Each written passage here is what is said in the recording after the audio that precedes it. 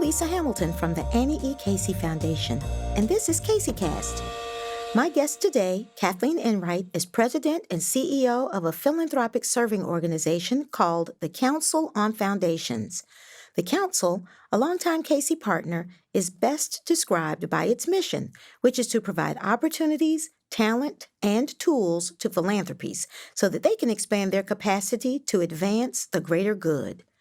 Prior to joining the Council earlier this year, Enright served for 17 years as the president and CEO of Grantmakers for Effective Organizations. She also speaks and writes regularly on issues of nonprofit and grantmaker effectiveness to executives across the nation. Kathleen, welcome to CaseyCast. Thanks so much, Lisa. It's great to be here. So to start, why don't we talk about what led you to a career in philanthropy? Few people have a straight line into this profession. Why don't you tell us how you got started in philanthropy? I actually knew that I wanted to be in the nonprofit sector as early as junior year in college. So mine was a much more direct path than most. I had an internship here in Washington, D.C. with this amazing advocacy organization. It was working for runaway and homeless kids. And I just saw the power and potential of an organization like this to do incredible good. It was really the embodiment of that Margaret Mead quote, never doubt that a small group of thoughtful, committed citizens can change the world, because indeed it's the only thing that ever has. And so I was sparked up, and I realized that that's where I wanted to be. So from there on, I've been working in the nonprofit sector. And soon after graduate school, found my way to philanthropy. Fantastic. Well, I'm glad you had a straight route. Mine was more circuitous, but it is a wonderful area to be able to be in the business of doing good. And you've been doing it for a long time. Almost everyone's path is more crooked than mine. When we talk about philanthropy, not many people are quite sure what exactly it means. So first I want to ask you, what does philanthropy mean to you? How do you define it? Is it just about money? Absolutely not. There are so many ways to give. You can give your money, of course, but you can give any part of yourself, your time, your talent. So I have a very open definition of philanthropy. And I'm hoping that more people feel that way as well. Our communities are enriched every single day by the multitude of ways that people give. But you often work today with a certain kind of giver. Institutional foundations. Talk about the Council on Foundations and who you represent and what kinds of organizations they are. Yes, absolutely. The council does principally work with those who have formalized their giving through an institution like the Annie E. Casey Foundation. And so these groups are donors. Oftentimes they're individual donors or folks who have made their money through private industry. Sometimes they have come about in other ways, like some are health conversion foundations, meaning a nonprofit hospital that has been privatized, and so they've hired staff, and they have decided that they're gonna become sophisticated about the way that they're giving away their money, and so we try to help them find peers and partners and get even more sophisticated more quickly. Any sense of the number of foundations in the country? Well, yes. There are about 8,000 staffed foundations in the country at any given time.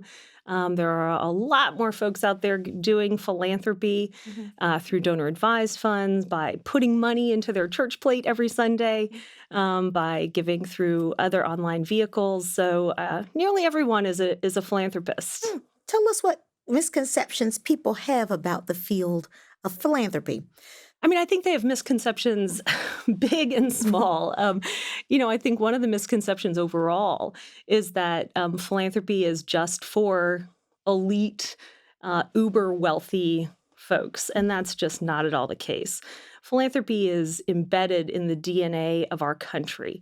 It has been with us since the very dawning of the United States. In fact, one of the council's board members told me that just the most moving story about her family's history with philanthropy. Her name is Stephanie Bell Rose, and I know Stephanie. You know Stephanie, and she's in philanthropy. She runs the TIAA Institute, And she talked about her great-great-grandfather, who back in the 1800s, right after the Civil War, gave him his freedom from slavery, donated the land to found the St. Thomas AME Zion Church in North Carolina. So he became a philanthropist right after he got his freedom. Wow. And from there, his family has been philanthropists ever since. So I think a misconception about philanthropy is that it's for really wealthy folks, that it's out of reach for everyday givers. And I think that's a myth I'd like to bust. That's great. I was interviewed recently about who inspires me in philanthropy, and I noted Osceola McCarty, the washwoman in Mississippi who saved her resources and gave a scholarship at the University of Mississippi. And as you said, it's for an opportunity for everybody to give in lots of different ways. So I'm glad you are a proponent of a broad definition of philanthropy. Absolutely. Who can be one. Great, great. Well, I'm not sure people always understand the differences between philanthropy and charity and nonprofits. Could you talk about how these are similar and maybe some of the ways that they might be different? Philanthropy is kind of the work of foundations and the act of giving either money or time. And so, that is often the word that folks use. It's sort of a fancy word. You could just call it giving. And then charity and nonprofits are the institutions that often receive that kind of money. So they're set up in society to in service of the public good or the greater good. Great. Thank you for that differentiation. So you manage a philanthropy network. You try to bring foundations together so they can learn from one another and implement best practices.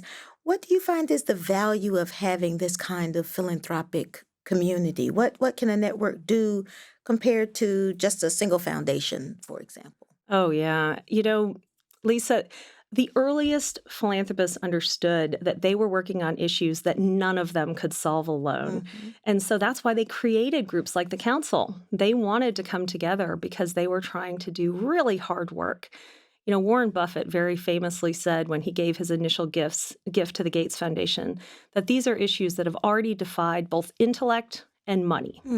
And so, solving poverty, working on childhood obesity, all of these things are harder than the typical work that a corporate enterprise does. Right. And so creating the spaces and the places where institutions can share what they're learning, where they can come together, where they can combine their resources, where they can add to one another's strategy, is going to help us make faster progress on these really important societal issues. Yeah, I think that's so important. And you led for a long time an organization that was focused on grantmaker effectiveness. I imagine part of what can happen when you bring organizations together is that they learn how to do their work better, not just how the strategy of problem solving works, but how the business of giving could be better. Say more about being an effective philanthropy, what that entails. How much time do we have left?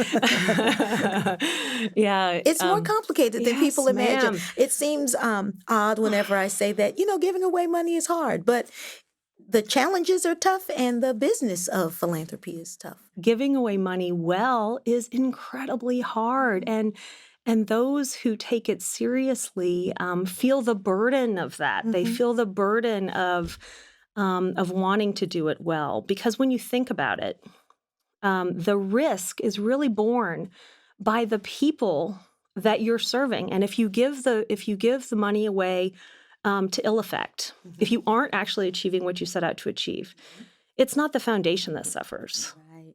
It's the people. It's the mission that suffers. It's the kids who aren't served well. It's the community who does not get the effect. And so, I think that the people inside foundations who are very serious and trying to operate with the highest integrity bear that on their shoulders. So when you ask me about what it takes to do philanthropy well, there's a whole host of things. But I think at the core, it's being guided by values. And some of those values are about listening really hard and connecting with those closest to the problems that you're trying to solve, and ensuring that that you're operating with humility and that you are making the adjustments necessary over time when you are discovering that your initial inclinations are May or may not, not be right. yes, maybe are Right. not getting you where you thought they were going to get you. Yeah. When we started talking this afternoon, one of the topics that came up was racial equity, and it's an issue that Casey has been grappling with and will continue to grapple with for a long time. But I see the field grappling with as well. Is there any insight you have into how grant makers are trying to be effective on complicated issues like racial equity? Oh, yes, ma'am. And actually, that's one of the things that is the absolutely most core to effectiveness. Mm. I mean, when you think about kind of any of the most basic issues that foundations are trying to work on, education, health, fair housing, um, economic equality. If you look at those disaggregated by race, you see um, how big those gaps are, how big those differences are. So if you are not paying attention to your strategies based on race, then you're not being the most effective. Well, thank you for that perspective, Kathleen, on how we can all think about being more effective in our work, particularly around racial equity. Well, we know that there are lots of strengths in today's philanthropic landscape. What are we doing well in philanthropy? Yeah, one of the evolutions that I've seen and I'm really excited about is that more foundations are using all of the assets at their disposal. I think in decades past, it was more typical for foundations to focus merely on their grant making assets and that 5% that we had at our disposal to give out. And I'm seeing more and more foundations look holistically at all that we can bring to bear to advance our missions.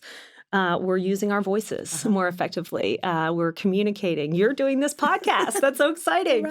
Right. We're collaborating. We're aligning our strategies and resources with other foundations. We're lifting up advocacy and lobbying and policy change when we think that that is the best way to affect change. It's exciting to see more foundations think about the role they can play in policy and not just in programs. I think to your point, there are many more foundations who are realizing that's an appropriate and acceptable tool that they can use to advance their mission. Absolutely. I mean, there are multiple pathways to grow your impact. And I think in the past, we always just looked at the programmatic pathway, but you can try to scale impact by thinking about changing a policy or by growing an idea.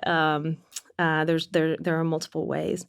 But additionally, many are deploying the 95% of their endowment resources in different ways. I'm on a group with other philanthropic leaders around the impact U.S. investing. Impact Investing Alliance. Yes. Absolutely. I mean, that's very exciting. I mean, these are frontier initiatives where we are thinking through how we, in totality, can have a broader impact on the world and not just stay in what we thought of as our old lanes, the lanes that we saw as where we should be. Could you say more about impact investing just for listeners who may not know what that is or how it works, just so that people understand the difference between the 5% we were talking about and the 95%? That's a little bit of insider speak. Sorry about that. That's okay. Yeah. So in a lot of endowed grant-making foundations, they spend out 5% of their assets every year in grants. And so that's where all the programmatic work typically happens. But then the rest of the money is invested. And what first started happening is that those invested assets were screened for things that maybe folks didn't want to have in their investments. And so they were screened positively or negatively, meaning things were taken out. And there are terrific efforts like the divest invest, where they're divesting from things like fossil fuels and investing in things like clean energy. So, depending on what the institution's missions are, there are other efforts like trying to diversify asset managers. So ABFE, which was formerly known as the Association of Black Foundation Executives. They're now just known as ABFE, but for those who don't know the field very well, I thought I would spell that out. They're encouraging the diversification of the investment managers, so more women and people of color who are managing the money. So that's another kind of that's another way that people are trying to change the game there. But also using that 95% of resources to get multiple returns, so social returns as well as economic returns. So it could be investing in low-income housing that also produces some profits. So there's a multitude of vehicles for impact investing, but that's a small enough snapshot that gives people enough of an impression. Thank you. And I didn't know if there were other ways that you saw the field being effective that you wanted to highlight. Yeah, one that I think is so it's like a fundamental shift that will catalyze a lot of other shifts, which is finding ways to engage and incorporate those with lived experience on the issues and causes that we're trying to affect by seeking their feedback, by hiring them into our staffs, by recruiting them onto our boards. There is nothing like the felt or lived experience of whatever you're working on, poverty, having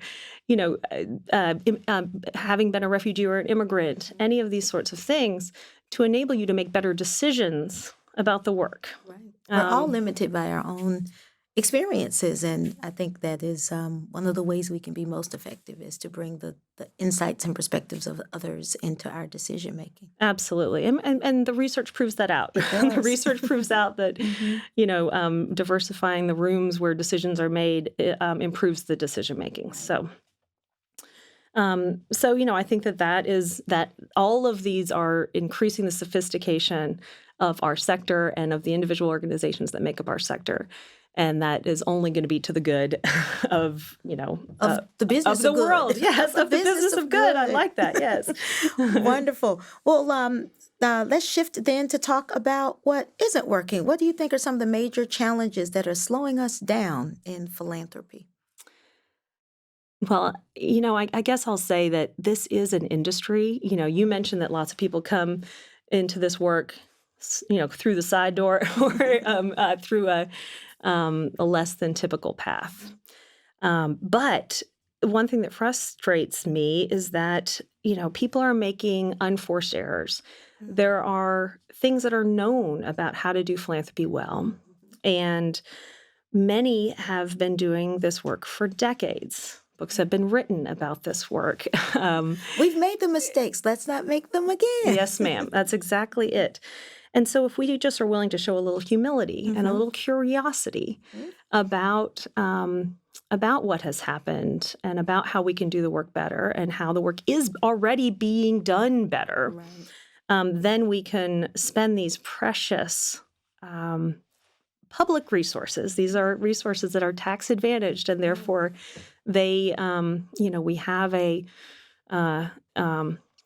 trust. We're stewards of a public trust. We can spend them better if we're willing to do that.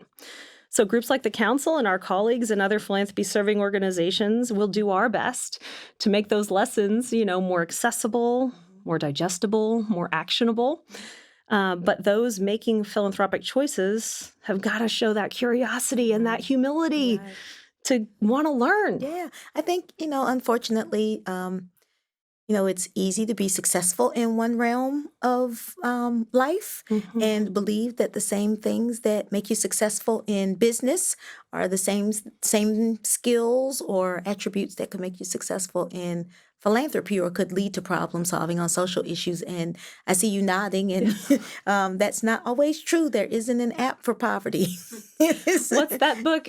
What got you here isn't going to get you there. I mean, it's almost entirely true that the same skill sets that are going to make you successful in name the field are not. I mean, it could be academia, it could be government, it could be whatever the field is, or it could be software development, are not going to be the same skills that are going to make you a successful philanthropist. So those really smart people can learn and pivot, though. I know they can. Yeah.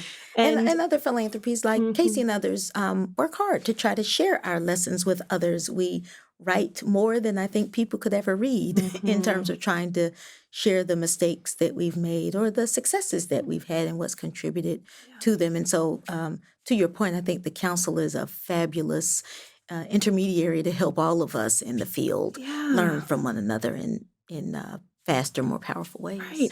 The one other thing that I have to say, because it's one of the most frustrating things along those same lines, that this field does not seem to progress as quickly as the evidence and the data would seem to Permit. suggest or permit, Right. which is that nonprofits have been pleading for decades for the kinds of support that they need to be successful, which is that they need flexible dollars. They have been in this starvation cycle where they can't fund the things that they need to be high performing. And they're kind of on this treadmill, barely keeping up all of the time. And some of this is because government money comes with such low overheads and so many restrictions. And that is very clearly part of the problem, a big part of the problem. And I personally worked on this challenge for 17 years. And I can say that I can't say that I understand the rationale, to be frank, because the business people who create these foundations clearly understand the expenses necessary to run a top-rate enterprise. Of course they do. And so I'm just not sure why they would restrict or cherry-pick the expenses that they are willing to pay for when attempting to fund a top-rate organization that's doing work that's much harder than the typical for-profit.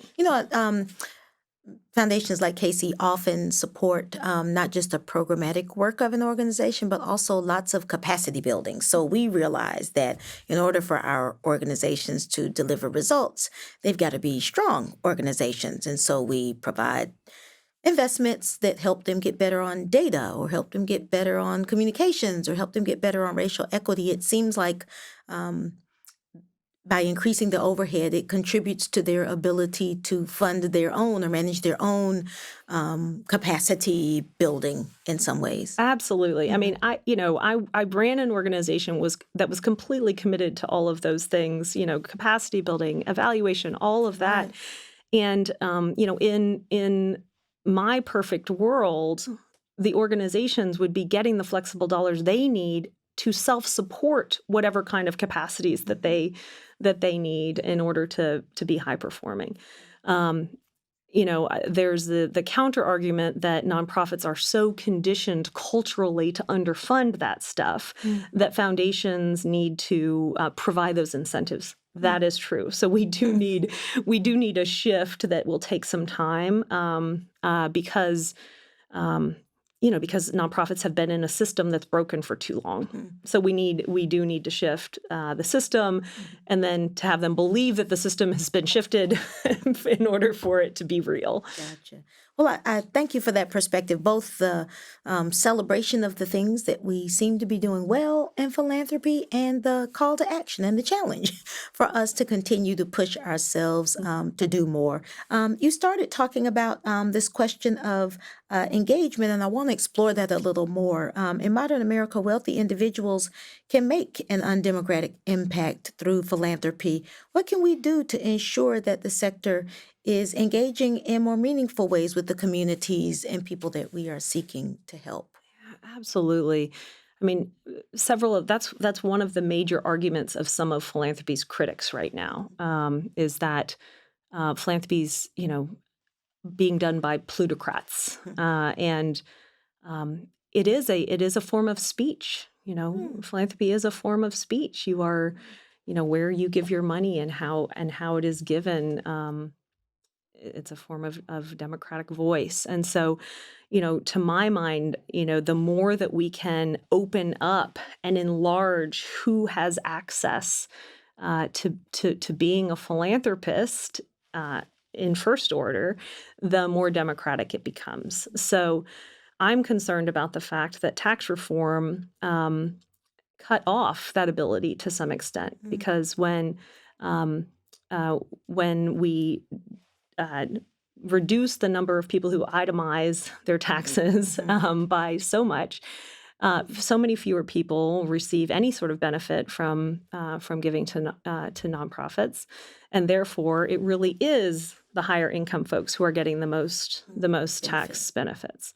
And so, what the council will be working hard to try to create a broader benefit for more folks and for more people with more regular incomes to make philanthropy more democratic. So additionally, we said that you need to stay connected to those who are affected by the issues that you're working on. Some of the best regarded organizations in our sector have been calling out for that kind of connectivity for years and years. Some people talk about it as getting proximate. Others have written publications called "Do Nothing About Me Without Me." There's people are talking about feedback loops. Participatory research. Participatory research. Right. I mean, there's you can't talk. I mean, folks are talking about it in so many different ways. So not only do you need to ask for, but then you have to actually take and incorporate and make real the feedback that you're seeking. And one of the things when we are doing our work is the balance you have. You have paid staff that you have charged with helping to figure out how to make investments on our behalf, but then you know how important it is to engage communities. And so there is a lot of work that has to be done to help your staff understand what their role is in both making grant-making decisions, but also engaging communities in informing and providing support for those kinds of decisions. So there is a dance to be done in trying to manage both paid staff and community members that you want to have voice in what you're doing. But Lisa, you sound like you've already got that balance. You're understanding of that balance, and you're talking about it in a really nice way. I think where it goes a little bit askew is when foundations charge their staff with being the expert, because then they think they have to have the answers. Right. And that's terrible for them. Those poor foundation staff that think that they have to have the answers and then present it, in a whole little package to their foundation leadership. And then, of course, they're going to get resistance from the nonprofits they fund and from the communities that they serve because, again, they weren't consulted. And so I don't want to pretend that we have it all figured out. We're practicing. Philanthropy is a practice. Of course. Not absolutely. a performance. So we are every day trying to do that balance. But there is, I think people often come to philanthropy imagining that their role is to have an expert answer. They are often people who are accomplished in the fields that we work in and helping them build new muscles to be rather engaging, to be folks who engage community and are listeners and not just deciders is really a new muscle that you have to build for folks in philanthropy. As you said, it can be a black box. People aren't always sure what it means when you come into philanthropy, but I think it can be eye-opening to realize, no, my job is often really to reveal the insights and solutions that those we seek to serve have. So I think you're right. That's a really important part of our practice we have to get much, much better at. And we can also hire for it, though. And we can hire That's people true. in who are Yeah. already good at that because it's a key skill. Yeah. Or who have lived experience. It doesn't have to be an outside-inside That's situation. right. Definitely. I think that's great. Let me shift and ask you, what's one area that you'd like to see philanthropy taking on a larger role so we can have a greater impact? It feels like philanthropy is a part of so many fields, but are there some spaces where you think we are a bit absent? Yeah, well, absent is probably not the right word. But when I think about, the fact that philanthropy exists because some individuals have resources that far exceed their needs, while others are struggling and suffering, philanthropy, I think philanthropy would be well served to explore how we can create conditions for broader economic prosperity for all. My last question, do we have a new generation ready to take on the helm of philanthropy? I don't think folks imagine young people are as often leaders in philanthropy, but I know your organization does lots of work to try to build a talent pipeline into philanthropy. What does it look like? Oh, yes, absolutely. I mean, there are incredibly values-driven generations, coming up. And I've been so excited to see how many leaders in philanthropy have been coming from within the field. You're one of them, Lisa, I which is so am. exciting. Because this is an industry, as I've said, and there are skills that you need. There's context. There's deep learning that helps you be a more successful leader in this work. And so it's exciting to me that people are finding career paths in philanthropy, that they're sticking to it, that we're creating cultures where more folks are wanting to stick in our sector. And I'm hoping that that will continue to be the case, particularly for people of color. There was a very disturbing report several years ago that AbbVie produced called Exit Interviews, which was about how Black people were leaving foundations at an incredibly rapid rate because the cultures were not working for them. And so that has not been repeated recently, but the council cares very much about diversity in this sector. We have a career pathways program that is explicitly about getting folks who are mid-career into the C-suite in philanthropy, people from all sorts of the dimensions of diversity, including racial diversity, but also people who might come from a rural background or people who come from low socioeconomic status or what have you. And so we're very excited because those cohorts fill up very quickly, and there's a lot of success of people who have been in career pathways who are now in CEO roles in philanthropy. That's fantastic. So it seems like we are getting ready and that there is an energetic young crop of leaders ready to step into leadership here. Oh, absolutely. I mean, I think that there is plenty of leadership to be had for the nonprofit sector and for philanthropy. And I think they're ready, they're willing, and we just need to let them loose. That is so exciting. Well, Kathleen, it has just been phenomenal to have this conversation with you, to hear what you see is happening in philanthropy, both the opportunities that lie ahead of us and some of the challenges that we need to be mindful of so we can be as effective as we can in doing this business of doing good. Thank you so much for joining me on CaseyCast today. Thank you so much for having me, Lisa. And thank you to everyone listening today. If you enjoyed this episode, go to Apple Podcasts to rate the show or share your feedback on Twitter using the CaseyCast hashtag. As always, more information on CaseyCast, this interview, and the Annie E. Casey Foundation's work is available at aecf.org/podcast. Until next time, I wish all of America's kids and all of you a bright future.